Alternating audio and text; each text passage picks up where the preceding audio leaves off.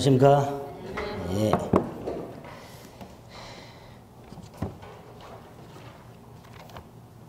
계약법 강론할 차례네요. 네. 오늘 종강이죠? 네. 왜 웃으세요? 좋으세요? 네? 네? 아, 너무 좋아? 벌써 종강이라서 후달려요? 네. 그쵸? 두 달이, 뭐 11월 달, 6주를 하긴 하지만 시간이 후딱 지나갔죠. 네. 네. 아싸 그러지 마시고요. 하셔야 될 게 있어요. 아싸 그게 아니라 하셔야 될 게 있어요, 여러분. 다음 주. 이제 1월 달부터 이제 본격적으로, 11, 12월 달은 워밍업을 했으니까 1월 달부터는 본격적으로 내년 10월 31일이 시험이죠. 10월 31일일 거예요. 딱 10달. 응? 1년도 아니고 딱 10달 나 죽었어 하고 공부하시면 돼요. 특히 이제 1월 달 되면 이제 새해도 되고 그러니까 사람들이 각오를 많이 다져요. 그래, 열심히 하자. 딱 3일 가죠, 그렇죠? 그러니까 3일에 한 번씩 마음을 먹으면 돼요. 그렇죠? 우리는 작심삼일을 극복하는 방법은 3일에 한 번씩 마음을 먹으면 돼요. 3일 딱 마음 먹고 3일 딱 공부하고 그 다음에 또 다시 딱 마음 먹고 3일 공부하고 이렇게 그렇게 100번만 마음을 먹으면 딱 300일이죠. 그렇죠? 그럼 시험 보게 됩니다. 이럴 때는 그렇게 하시면 돼요. 끝날 때쯤 1월달 개강할 때까지 뭐 하셔야 될지 말씀드릴 테니까 그것만 지켜주시면 돼요. 그리고 1월달부터는 본격적으로 빡세게 하자 생각하시면 됩니다. 오늘 할 건 그렇게 많지 않아요. 훌랑하고 그냥 일찍 끝내죠. 뭐. 저 자식이 강의를 날로 먹으려고 그러네. 저 강의 많이 하는 거 좋아하지 않아요. 수강생분들도 그거 좋아하시더라고요. 몇 년 전만 해도요, 일요일 날 보강을 2달 동안 막 4번씩 하고 그랬어요. 보강을. 민법은 보강도 그냥 오전부터 6시까지 보강 시간 잡아놓은 다음에 10시에 끝내고 막 그랬어요. 저는 그게 좋은 줄 알았어. 막 많이 해주면. 근데 이상하게 수험생들 표정이 안 좋아. 입이 대빨라가지고 불과 몇 년 전부터는 표정이 딱 정해져 있어. 나올 것만 해주세요. 다 이렇게 표정이죠. 양이 많아지니까 점점 전략을 바꿨어. 우리는 65점만을 목표로 하자. 65점도 힘들어요. 얼마 전에 다른 학원 강의 들으시는 분이 이제 끝나고 이제 가시면서 저한테 그러더라고요. 저 75점을 목표로 하는데 될까요? 안 돼요. 그랬더니 얼굴이 시커매지셨어. 왜 75점 안 돼? 아니, 65점밖에 안 된다고. 목표를 높게 잡지 말라고. 피똥 싸고 싶으시냐고 그랬더니 아니래. 75점 맞으면 피똥 싸야 된다. 아니, 피똥이라 좀 그렇구나. 하여튼 겁나게 열심히 해야 75점은 맞아요. 정상적으로 했을 때. 근데 이제 운 좋게 75점 이상 맞으신 분들도 많은데 목표를 그렇게 높게 잡으면 본인만 힘들어요. 65점 이렇게. 아시겠죠? 그렇게 할 수 있어요. 자, 우리 계약이란 걸 보고 있죠. 민법이 크게 4덩어리가 있는데 민사특별법이라고 민법의 특별법 5개를 뺀 나머지 이제 3개를 인문과정에서 보는 3덩어리를. 그 중에 이제 민법 총칙. 이 민법 총칙은 법률 행위의 유효 요건. 요걸 보고 있죠. 법률 행위라는 건 이제 계약을 생각하시면 돼. 계약 등.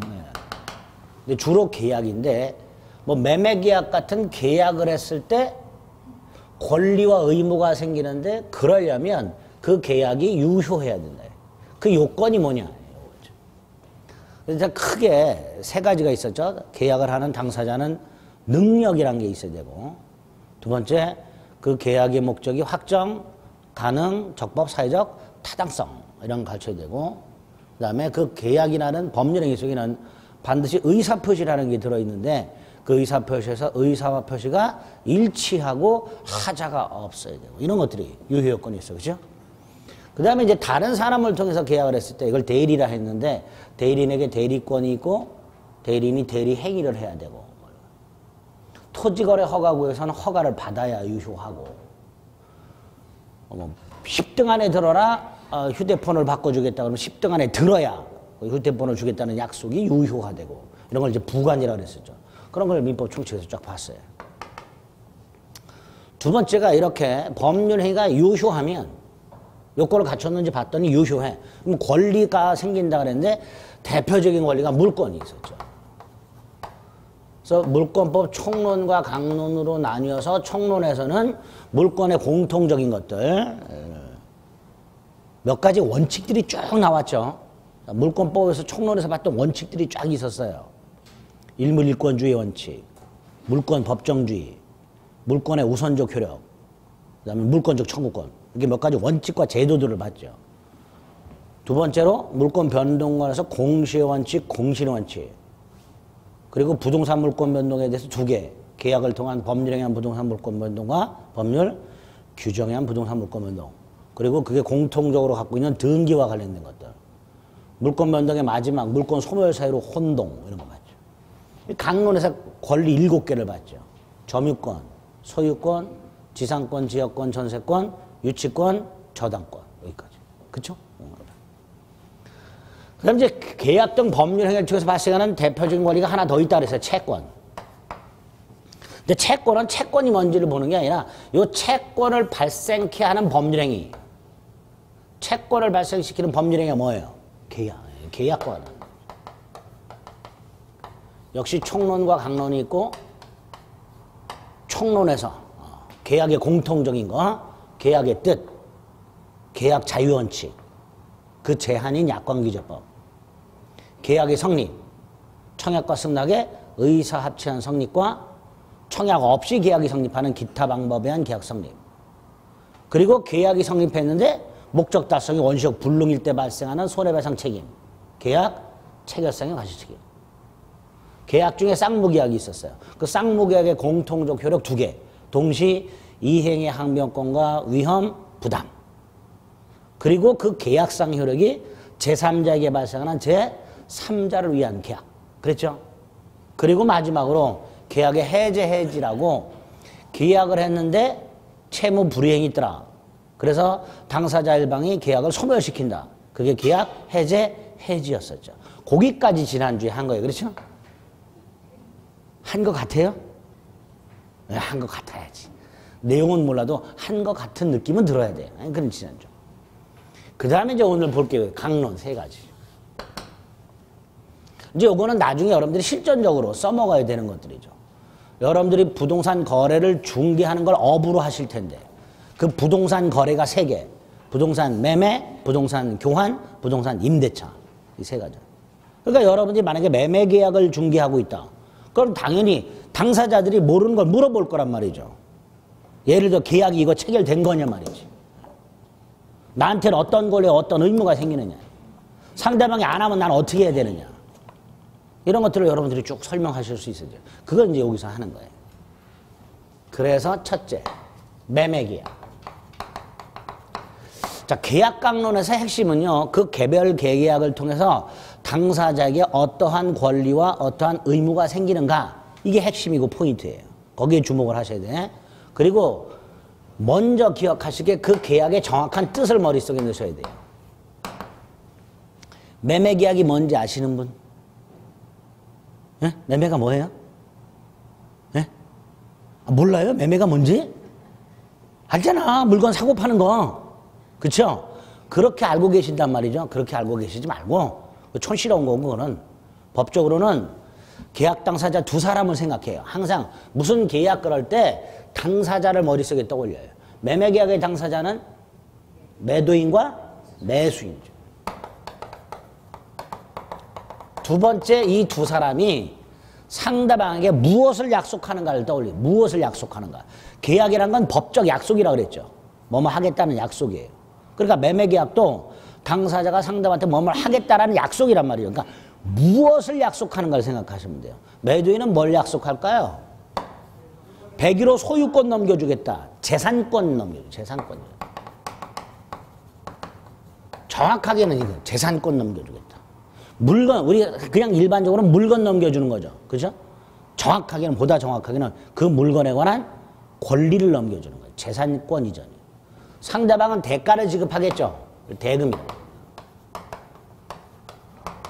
이게 매매계약의 뜻이에요.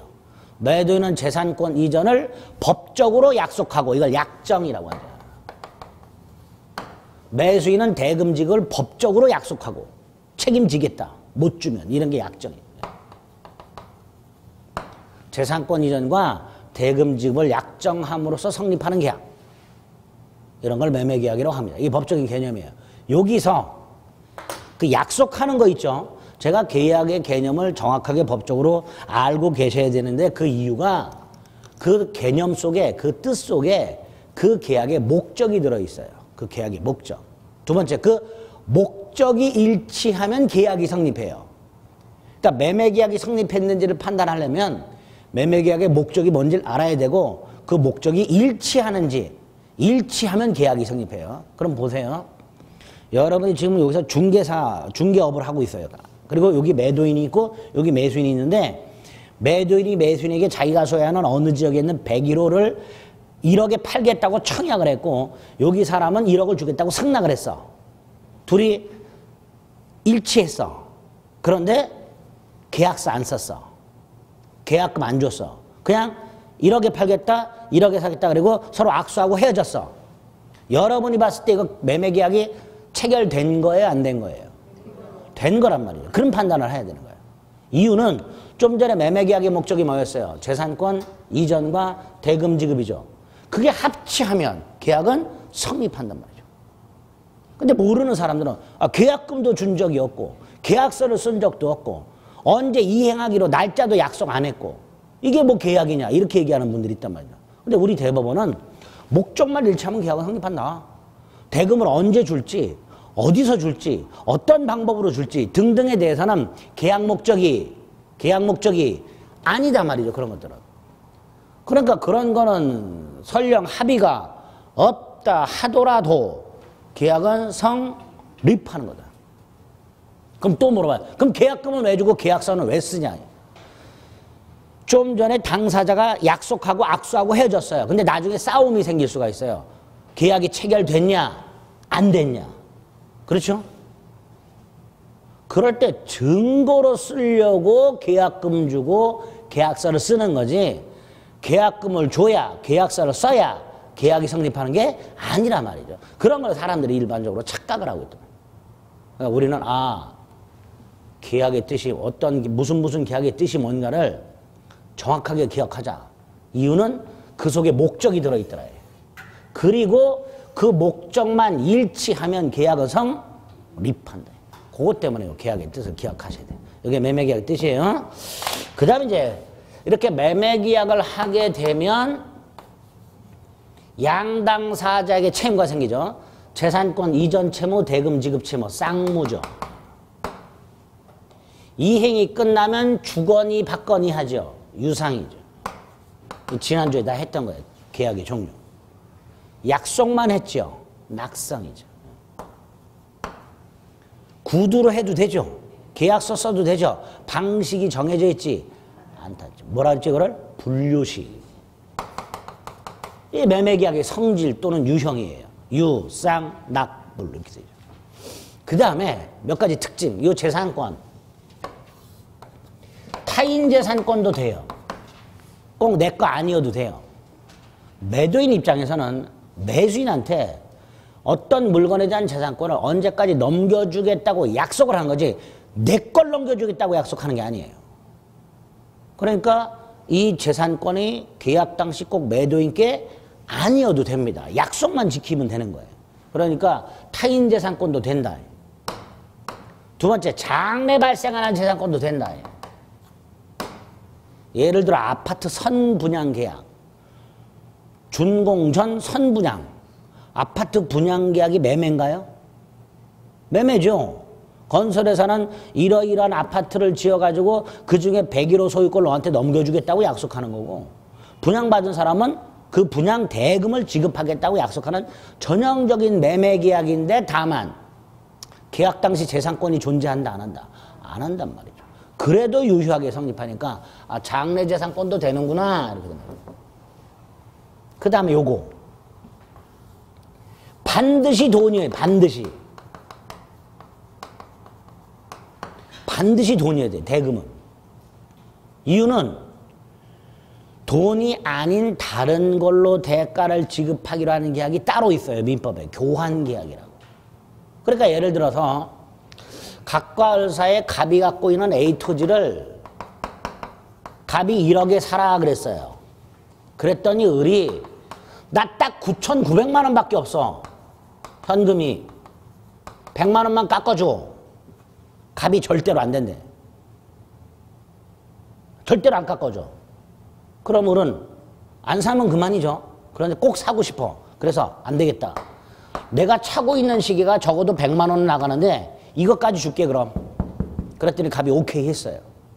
매매일까요? 아닐까요? 아니라 말이죠. 교환이에요. 1억짜리 토지와 100만 원짜리 시계를 교환하는 계약이에요. 이거는. 그럼 이건 뭐냐? 보충금이라고 차액을 돈으로 주는 특약을 한 거예요. 이런 건 교환계약이에요. 교환계약. 그래서 매매계약이 되려면 반대 당사자가 지급하는 대금은 반드시 뭐 해야 된다? 금전. 잊지 마세요. 이거 또 써먹습니다. 조금 있다가. 반드시 금전입니다. 이게 매매계약이고 매매계약의 성질이고 계약의 특징이 되는 거예요. 두 번째, 매매계약이 성립. 일단 매매계약도 계약이고 계약은 법률행위니까 당사자가 존재해야 되고 목적이 존재하고 의사표시가 존재해야 돼. 이게 법률행위의 성립요건이에요. 그중에 계약의 성립요건은 양당사자가 존재하고 일치할 것, 목적이 존재할 것, 청약과 승낙이 존재하고 일치할 것. 그렇죠? 그 다음에 그중에 매매계약은 뭐가 일치해야 돼요? 재산권 이전과 대금 지급이 일치할 것. 그럼 계약이 성립하는 거죠. 그리고 좀 전에 말씀드렸어요. 대금을 언제 줄지, 언제 이행할지, 이행 시기, 어디서 이행할 것인가, 이행 장소, 어떤 방법으로 이행할 것인가, 이행 방법. 이런 것들은 매매계약의 목적이 아니니까 굳이 합치가 없어도 매매계약은 성립한다. 이렇게 되겠죠. 나아가 제가 민법 총칙에서 말씀드렸었어요. 아파트 분양했던 계약 같은 거 동호수 지정부장도 있고 나중에 전산 추천 방법도 있다 그랬죠. 매매계약의 목적이 반드시 계약 당시에 확정되어 있을 필요는 없구나. 나중에 확정할 수만 있다면 매매계약은 성립하는구나. 이런 것들이 딱 민법 총칙과 연결이 돼서 기억이 나시면 돼요. 이게 첫째. 두 번째, 매매 이야기라는 게 이거 나중에 봅니다. 세 번째, 요놈이 중요해. 계약금이라고.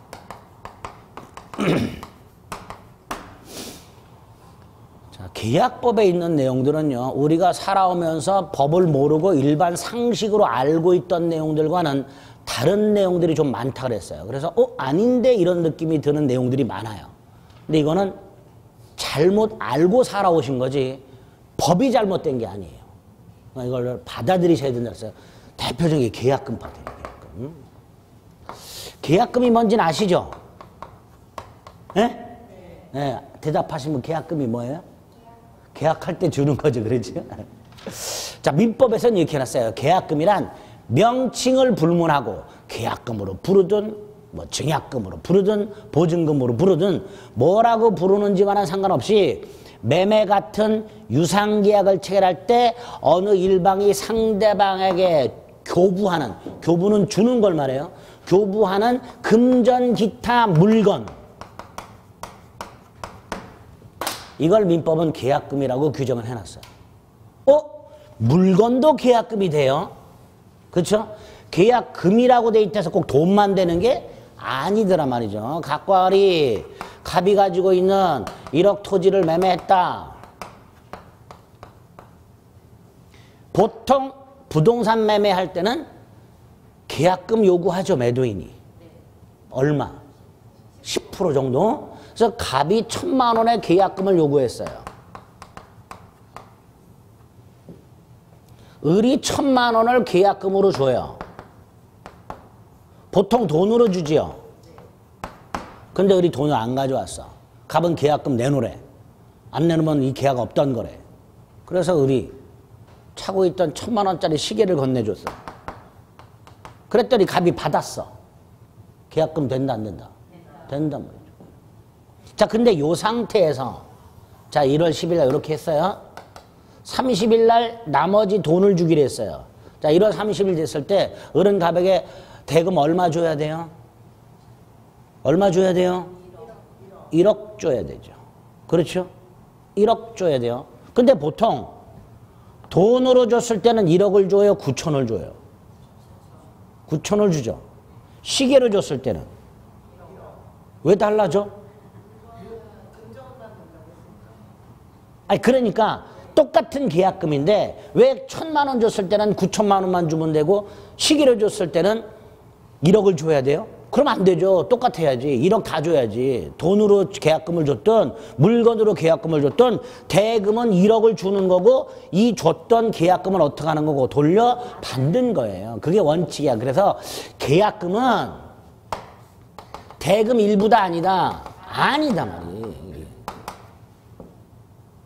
그리고 계약이 이행되면 반환하는 게 원칙이다.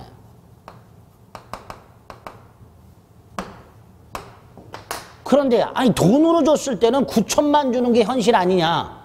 네, 맞아요. 근데 그거는 관행이라 그래요. 우리 대법원이. 원래는 1억을 주고 1,000만 원을 돌려받는 거예요.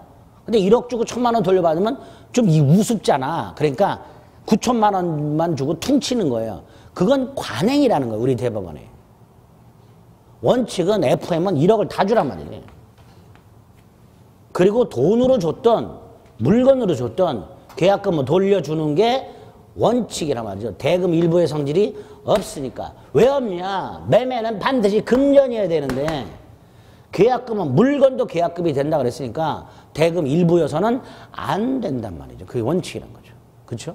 정확하게 얘기해요. 요거 이미 기출된 적이 있어요. 지문이 나왔었어요. 반환해야 한다 이렇게 나왔어요. 수험생들이 다 틀렸어요. 돌려줘 본 적이 없거든. 계약금을 대금에 다 충당을 했지 돌려줘 본 적이 없거든. 그러니까 반환하니까 뭐 이걸 왜 반환해? 그래. 다 틀렸네 이렇게. 반환이 원칙. 아시겠죠? 다만 좀 전에 말씀드린 대로 돈으로 줬을 때는 대금에 충당하는 관행이 있을 뿐이다. 또 하나는 보통 계약서를 쓸 때 이렇게 쓰죠. 대금 1억, 계약금 1,000만 원, 돈으로 잔금 얼마? 9천이라고 쓰죠. 그렇죠? 아무 생각 없이 그렇게 쓰죠. 우리 대법원은 그거를 계약금을 대금에 충당하는 특약으로 봐요. 예? 원래는 잔금 얼마로 써야 되는데 1억 이렇게 써야 되는데 1억이라고 안 쓰고 9천이라고 쓴단 말이죠. 그걸 왜 그렇게 썼을까? 기존에 지급했던 계약금 1,000만 원을 대금에 충당하는 당사자의 특약으로 보게 되는 거예요. 또 잊지 마세요. 두 번째, 매매 계약하면서 계약금 보통 주지요. 반드시 줘야 돼요? 반드시 안 주죠. 예를 들어서 내가 부동산을 오늘 매매를 해. 1억에. 근데 보통 계약하는 날 뭐 계약금 주고 며칠 있다 이행하면서 잔금 주고 이렇게 계약하죠. 근데 나는 오늘 이 땅이 너무 급해. 다른 사람들 노리는 사람이 많아. 그날 계약하면서 1억을 다 줘버렸어. 그럼 계약금 안 주죠? 안 주는 경우도 있단 말이죠. 두 번째, 매매 계약을 하면서 계약금을 주는 계약이 많을까요? 안 주는 계약이 많을까요? 안 주는 계약이 훨씬 많아요. 편의점, 마트, 물건 사는 거. 그거 매매예요? 매매죠? 물물교환이야? 매매잖아요. 돈 주고 물건 사잖아요. 다만 편의점이나 마트 같은 데 이런 일반적으로 동산을 샀을 때 돈 주고 카드를 긁거나 돈을 주고 샀을 때 계약과 동시에 이행이 이루어질 뿐이에요. 이런 걸 매매 중에서 현실매매라고 그래요. 현실매매? 현실매매라는 건 현실적으로 가상매매가 아니라 계약과 동시에 이행이 이루어지는 걸 현실매매라고 해요. 이런 현실매매의 경우에는 계약금 안 준단 말이죠. 그게 안 주는 게 훨씬 많은 거예요. 매매 중에는. 그럼 도대체 계약금은 언제 주냐? 덩치 큰 거 사고 팔 때, 부동산이라든가 이런 거. 그 다음에 계약과 이행 날짜가 다를 때. 이럴 때 보통 주기는 게 계약금이란 말이에요. 그러니까 매매 계약을 할 때 계약금을 반드시 줘야 되는 것도 아니고 계약금을 안 주는 매매 계약이 훨씬 많으니까 반대로 생각하면 매매 계약 당사자가 계약금을 주고 받으려면 매매 계약을 하면서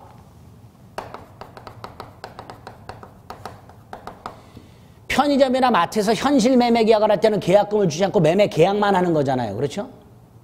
그 상황에서 계약금을 주고 받으려면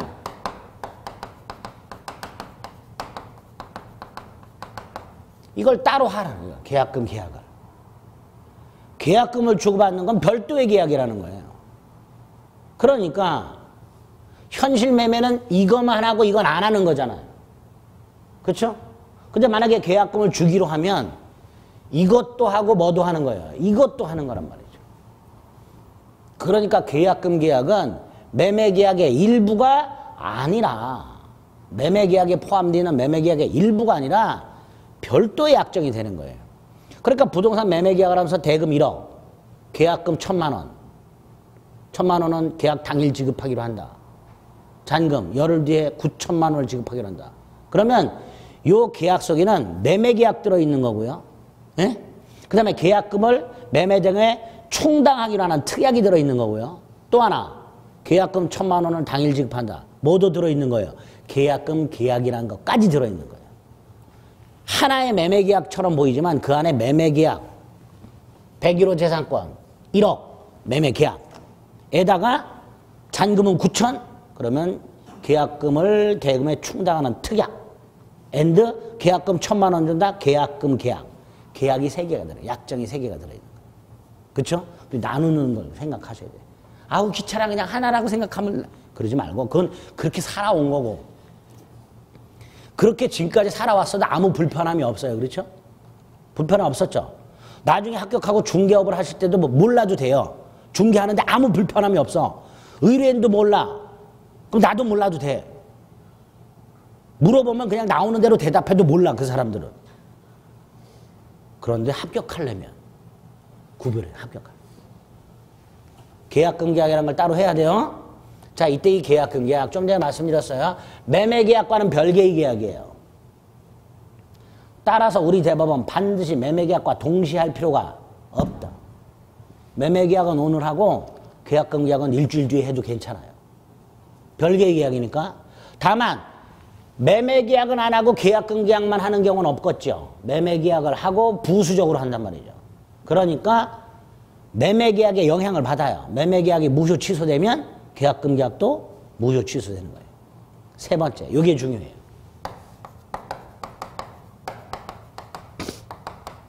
무슨 계약이다? 요물 계약이다. 요물 계약이 뭐였어요? 에? 지난주에 설명드렸죠? 중국집 사장님 쿠폰 50장 탕수육 한 접시 이럴 때 쿠폰을 50장 가져다 주겠다고 약속만 해서는 계약이 성립하지 않고 50장을 갖다 줘야 이게 요물이라 그랬죠. 약속만으로 성립한 건 뭐고? 낙성이고 약속만으로 안 되고 뭘 줘야 성립하는 계약이 뭐라 했어요? 요물계약. 계약금 계약이 요물계약이에요. 우리 민법에서. 야 네가 지난주에 현상광고만 요물계약이라 그랬잖냐. 민법의 전형계약 중에서 14개 전형계약 중에서 현상광고라는 놈만 요물계약이에요. 근데 이건 전형계약은 아니에요. 이것도 요물계약으로 해놨어요.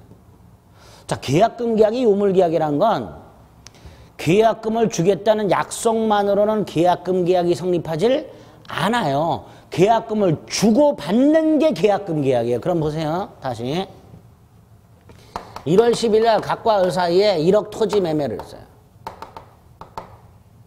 아, 이거 써먹으면 좋겠는데 밑에 있어가지고 다시 쓰게. 1억 토지 매매를 했어요. 1월 10일 날. 갑이 1,000만 원 계약금을 요구합니다. 그런데 을이 안 가져왔어요. 돈을. 시계도 없어. 그래서 을이 계약금은 여기 토요일이야. 일요일, 월요일 지급하겠다고 약속을 했어요. 계약은 1월 10일 날 했고 10일 날 갑이 계약금 1,000만 원을 요구하니까 을이 12일 날 주겠다고 약속을 했어요.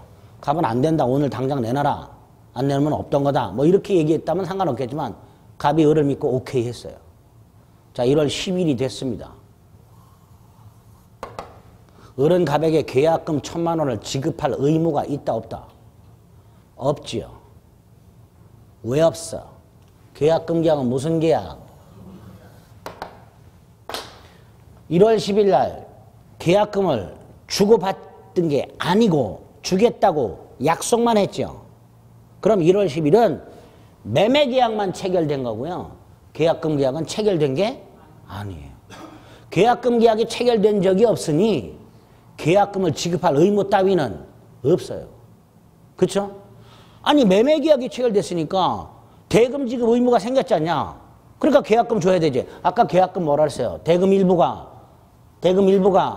아니라 그랬단 말이죠. 그러니까 매매계약을 했다 해서 계약금 지급 의무까지 생기는 건 아니다 말이죠.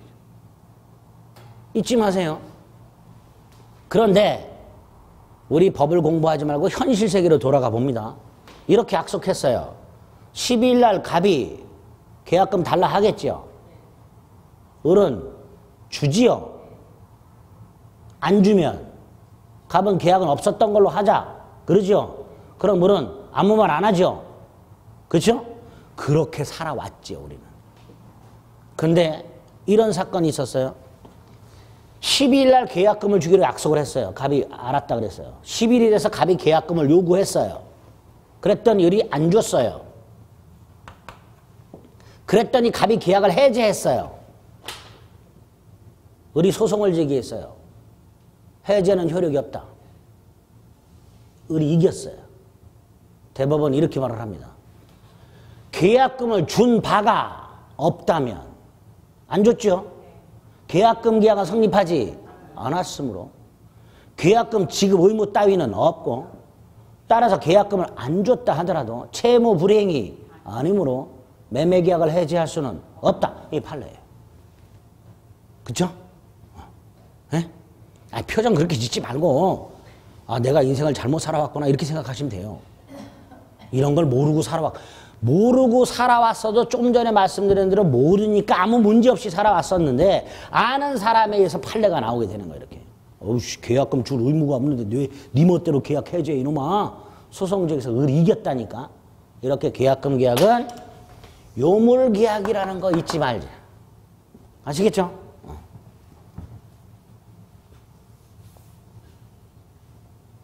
세 번째, 계약금의 기능. 일단 아까 계약금을 주고받는 이유가 뭐라 그랬죠? 계약을 체결했다는 증약금. 두 번째, 우리 민법 565조에서 해약금으로 규정해놨어요. 뭘로 규정해놨다고요?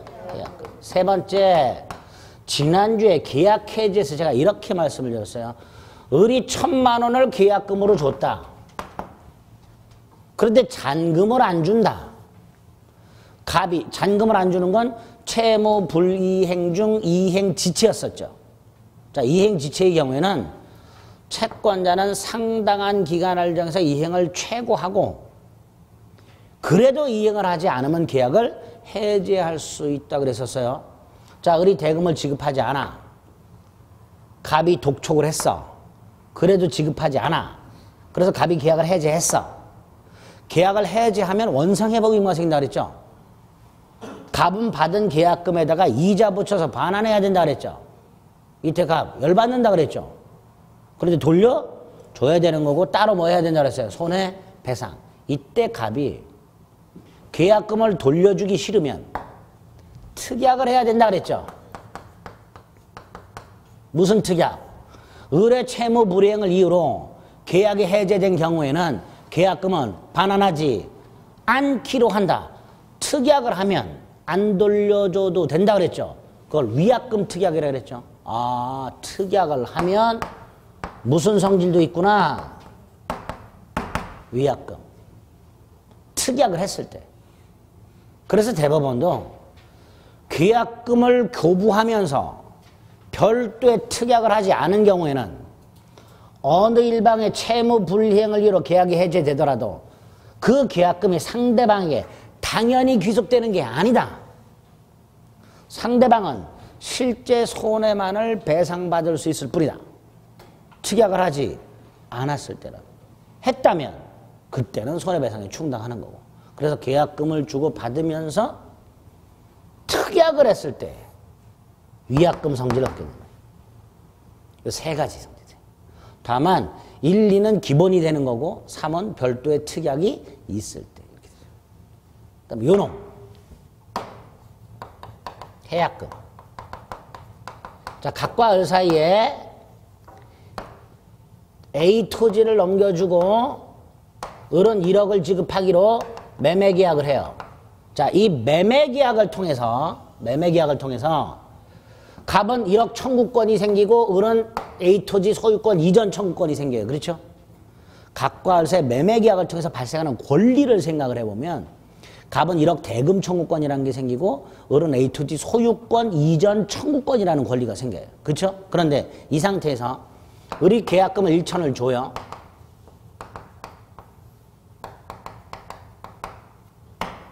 그러면 요 1,000만 원을 주고 받는 게 계약금 계약이라 그랬죠. 그렇죠? 이 계약금 계약을 통해서 어떤 권리가 생기는가? 계약금 계약도 계약이니까 뭐 권리가 생겨야 되잖아요. 어떤 권리가 생길까요? 계약금을 청구할 권리라고 하지 마세요. 계약금은 이미 줬어요. 그렇죠? 그래서 우리 민법이 계약금 계약을 하면, 계약금을 주고받으면 양 당사자에게 해제권이 하나씩 생기도록 규정을 해놨어요. 계약금을 주고받았다 이퀄 계약금 계약이 체결되었다 이퀄 당사자에게 뭐가 하나씩 생겼다? 해제권이 하나씩 생겼다. 그 기능을 해약금이라고 하는 거예요. 그걸 우리 민법이 규정을 해놨어요. 잠깐만 읽어볼게요.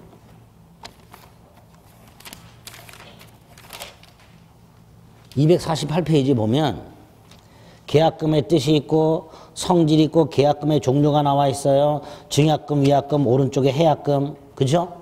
그리고 한 장을 넘기면 해약금의 추적이라고 565조가 있어요. 거기 뭐라고 돼 있어요? 매매 당사자 일방이 계약 당시에 금전 기타 물건을 계약금, 보증금 등의 명목으로 말씀드렸죠. 명칭, 불문, 금전 기타 물건을 상대방에게 교부한 때는, 줬을 때는 교부할 것을 약정한 때가 아니라 교부한 때라고 돼 있어요. 예? 다시 읽어보세요. 교부한 때라고 돼 있죠. 교부할 것을 약정한 때가 아니지. 교부한 때, 줬을 때라고 해요. 그래서 요물계약으로 보는 거예요. 계약금. 줬을 때, 줄 것을 약속한 때가 아니라. 그런 경우에 다른 약정이면 당사자 일방이 이행에 착수할 때까지 준 사람은 계약금을 포기하고 받은 사람은 배액을 상환하고 계약을 해제할 수 있다. 이게 해약금. 이때 그 조문은 이 해제권을 언제까지 어떤 방법으로 행사할 수 있는가를 규정을 해놓은 거예요. 언제까지 어떤 방법으로 행사할 수 있는가. 자, 언제까지 행사할 수 있어요? 당사자 일방이 이행에 착수할 때까지. 어떻게 행사해요? 교부자는 계약금을 포기, 수령자는 배액 상환. 이렇게 돼 있더란 말이죠. 교부자는 계약금을 포기하고 수령자는 배액을 상환하고 해제할 수 있도록 되어 있더란 말이죠. 자, 이때 핵심이 당사자 일방의 이행에 착수할 때까지만 이걸 행사할 수 있으니까 둘 중에 한 사람이라도 이행을 착수하면 더 이상 이 해제는 할 수가 없지요. 그렇죠? 이행 착수 전에만 가능하고 이행 착수 후에는 이 해제는 못하는 거예요. 더 이상. 그러니까 이행 착수라는 개념이 굉장히 중요하죠. 근데 조문에는 이행 착수라고만 돼 있어요. 그래서 대법관한테 물어봤어요. 이행 착수가 뭡니까? 물어봤어요. 우리 대법관이 이렇게 말을 합니다. 자, 매수인 입장에서 대금을 지급하기 위해서 은행에서 돈을 찾았어. 이거 이행 착수일까요? 네. 돈을 찾은 거. 네? 대법원은 이행 착수가 아니고 이행 준비라 그래요. 매수인이 돈을 찾았어. 매도인이 등기 서류를 마련했어. 이전 등기에 필요한 것들. 인감증명도 띄우고 이렇게 등등. 이건 이행을 하기 위해서 준비하는 거예요. 두 번째, 그 돈이나 등기 서류를 상대방한테 건네줬어. 이행 착수일까요? 이건 이행이에요. 그럼 이행 착수는 뭐냐? 이행 준비 이후, 이행 제공 전. 그 중간 어디쯤. 이게 이행 착수예요. 뭔 소리래? 대법관들도 몰라요. 자기들이 말해놓고. 지들도 무슨 말인지를 몰라. 그냥 아주 옛날부터 어떤 대법관이 그렇게 판결을 해놓으니까 그거를 수십 년 동안 그대로 컨트롤 C, 컨트롤 V에서 판결문에 그냥 박아놨어. 그리고 물어보면 몰라, 지들도. 아우, 나도 정확하게 모르겠는데. 말만 이렇게 하는 거야. 그래서 이 이행 착수에 대한 대법원 판례 보면 토시 하나 틀리지 않고 똑같아요. 이행 착수란 이행 준비만으로는 부족하고, 그렇다 하더라도 이행 제공에 이르지는 않은 정도. 맨날 이렇게 말을 해. 그러니까 이행 착수가 뭐예요 하고 물어본 사람들의 궁금증이 해소돼야 안 돼요? 안 된단 말이죠. 그러니까 물어봐. 제가 이렇게 했는데요. 이게 이행 착수인가요? 이거는 대답을 해줘요. 이거는. 이게 이행 착수인가요? 이행 착수가 뭔가요에 대한 대답은 이거고요. 구체적으로 제가 이렇게 했는데요. 이게 이행 착수인가요? 그건 이행 착수요. 이건 이행 착수가 아니야. 이렇게 판단을 해줘요. 그러니까 궁금하면 어딜 가면 돼? 500원이 아니고 대법원을 찾아가면 돼. 이게 이행 착수인가요? 이렇게. 그래서 우리가 우리 스스로 이게 이행 착수인지 아닌지 판단하면 안 되고요. 대법원 마음이에요. 이때 이행 착수에 해당되는 게 두 개가 있어요. 하나가 자, 매수인. 은행에서 돈을 찾았어. 이행 준비라 그랬죠. 그걸 찾아서 중도금을 줬어. 이행 착수랍니다. 중도금 지급이. 또 하나가 매수인이 돈을 찾았고 잔금을, 매도인이 등기소를 마련했어. 이행 준비죠. 상대방한테 등기소 가자 그랬어. 돈을 찾아서 이행 준비. 그 후에 등기소 가자 그랬어요. 이행 준비 이후죠. 이행 착수다. 등기소 동행 촉구.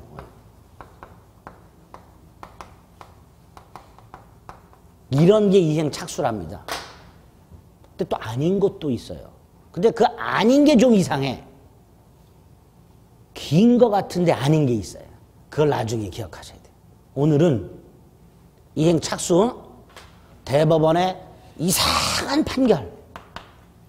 이행 착수란 이행 준비 이후, 이행 제공 전. 네? 아니야, 몰라도 돼. 몰라도 돼. 몰라도 돼. 괜히 머리만 아파. 그냥 중도금을 지급하거나 등기소 동행을 촉구하는 거. 이게 뭐다? 이행 착수다.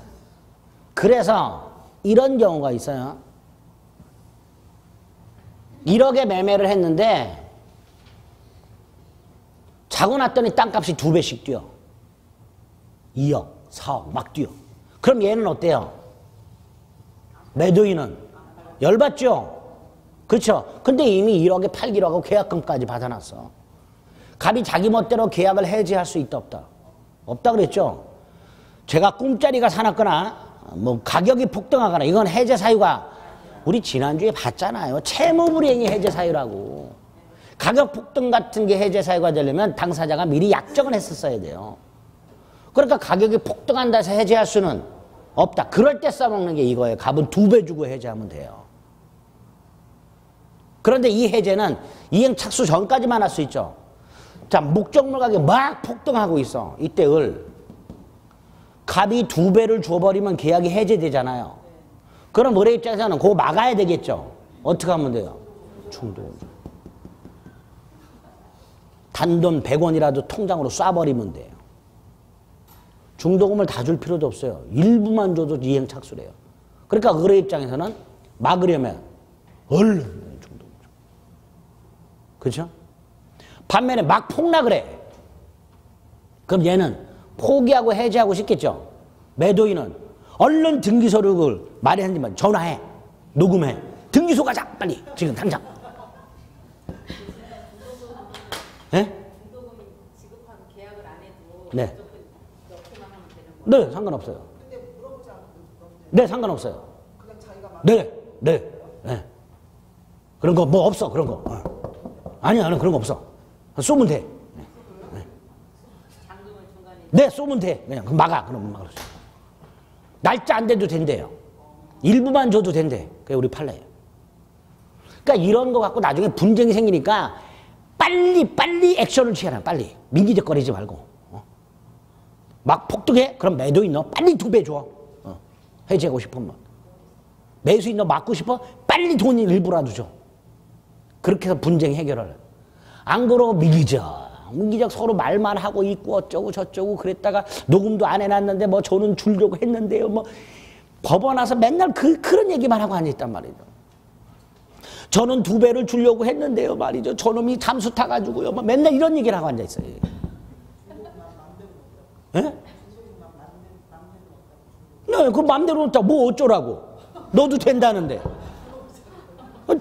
대법원이 너도 된다 그랬다고 그러면 되는 거예요. 그 판례가 깔끔하게 처리해 놓은 거야.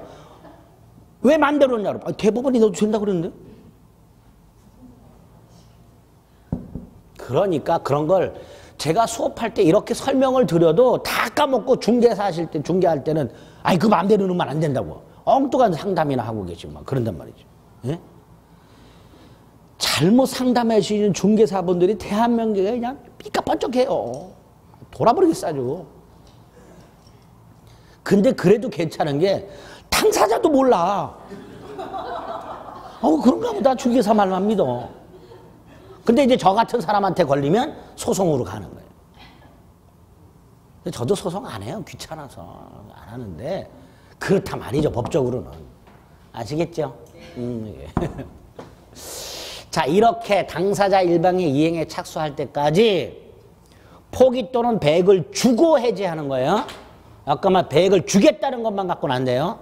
매도인도 얼른 배액을 줘버려야 돼요. 중개사한테 맡기든 하여튼 이렇게 막 줘버려야 된다. 안 받고 매수인이 도망 다닌다. 계좌를 안 알려준다. 그럼 얼른 공탁이라도 해놓으면 돼요. 네, 공탁소 가서.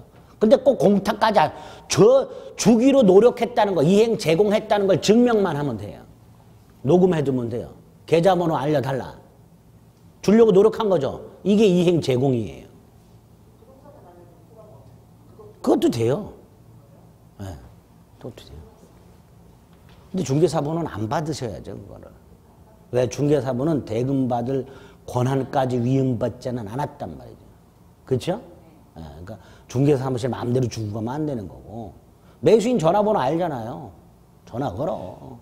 계좌번호 알려주세요. 2배 보낼 테니까. 그게 그러면 더 이상 해제가 된 거예요. 이게 배액제 상황이니까. 주겠다고 언제까지 주겠다고 약속만 해서는 안 되고 이행을 하거나 이행을 제공하란 말이죠. 그럼 해제되는 거예요. 아시겠죠? 이런 걸 모르는 분들이 태반이에요. 태반이에요. 잘못 써먹는 분들이 많다. 더 웃긴 거는요. 계약금을 주고 나서 준 사람 이 매수인이 마음이 바뀌었어요. 계약을 없던 걸로 하고 싶어. 그럼 어떻게 된다서 계약금을 포기해야 된다 그랬죠. 그러면 중개사분들 중에는 24시간 내만 해지하면 계약금 돌려받을 수 있다고 또 이상한 또 얘기하시는 분도 있죠. 예? 그런 거 들어보셨어요? 못 들어봤어요? 대전은 안 그런가? 이상한 또 얘기하시는 24시간 내만 해지하면 돌려받을 수 있다고 또 이런 얘기하는 깜짝 놀랐어요. 저는 중개사분이 그런 얘기를. 그래서 제가 그 얘기를 어디서 들었어요. 그게 법이래요. 그게 관행이래요. 세상에. 어쨌거나 계약금이 이렇게 좀 이런 기능이 있다. 자, 이렇게 계약금을 주고받은 상태에서 당사자 일방이 이행에 착수하기 전에 포기 또는 배액을 상환해서 해제했다. 효과. 자, 우리 지난주에 채무 불이행을 이유로 하는 법정 해제의 효과가 3개가 있었어요. 기억나세요? 아니 지난주에 채무 불이행을 이유한 법정 해제 효과라고 여기에다가 이렇게 세 개를 제가 그렸어요. 이렇게 이쪽에다가. 첫째, 계약은 소급해서 소멸한다. 그렇죠? 두 번째, 받거나 준 게 있으면 돌려 주라. 원상회복. 또 하나가 뭐가 있었죠? 예? 손해배상. 세 가지 효과가 있었어요. 이게 매수인의 대금 미지급과 같은 채무 불이행을 이유로 하는 법정 해제 효과였어요. 그죠? 그런데 지금 이 계약금에 의한 해제는 채무 불이행을 이유로 하는 법정 해제가 아니지요. 또 이행 착수 전에 해제하는 거죠. 그러니까 원상회복이라든가 손해배상은 없고요. 그냥 계약이 소급해서 소멸하는 걸로 끝이에요. 그러니까 채무 불이행을 이유로 한 법정 해제하고 좀 다르죠? 네. 이게 계약금이에요. 계약금이 여러분이 일반적으로 알고 있는 거하고 좀 많이 다르기 때문에 내년에 시험 문제에 꼭 나온다고 보시면 돼요. 계약금 꼭 나와요. 그러니까 요 정도 일단 기억해 두셨다가 여기까지는 뭐 들으시는데 별 문제 없죠? 아, 이런 거구나. 그리고 이제 나중에 판례 몇 가지만 추가하시면 됩니다. 예, 계약금. 자, 매매계약의 성립권에서 계약금 봤어요. 세 번째, 매매계약의 효력이 나와요. 기본적인 효력, 매도인 권리 의무가 나오고 담보책임이라고 나오는데 효력은 이제 다음으로 넘긴다 그랬어요. 가장 기본이 되는 효력이 재산권 이전 의무와 대금 지급 의무 같은 게 생기는 걸 거예요. 그렇죠? 뭐 그런 것들이 나중에 추가가 되면 됩니다. 안 봅니다. 지금 봐요. 머리만 아파요. 자, 매매에서 마지막으로 보셔야 될 게 우리 교재에는 없는데 256페이지 가면 임대차 있죠? 임대차 전에 환매라는 게 하나 나와요. 듣기만 하세요. 환매. 자, 환매는 매도인이 물건을 되사가는 거예요. 제가 민법, 비법 자료를 팔았어요. 매도인이죠? 그런데 며칠 있다가 제가 와가지고 매매 대금을 툭 던져놓고 도로 가져가요. 일방적으로. 이게 환매예요. 물건을 팔아먹은 매도인이 나중에 일방적으로 그 물건을 되사가는 거, 이게 민법상 환매예요. 그러면 매수인 입장에서는 어때요? 황당하죠? 그래서 환매를 하려면 매도인이 일방적으로 물건을 되사오려면 매매 계약과 동시에 환매 특약을 하라. 이게 민법상 환매예요. 매매 계약을 하면서 동시에 특약을 해요.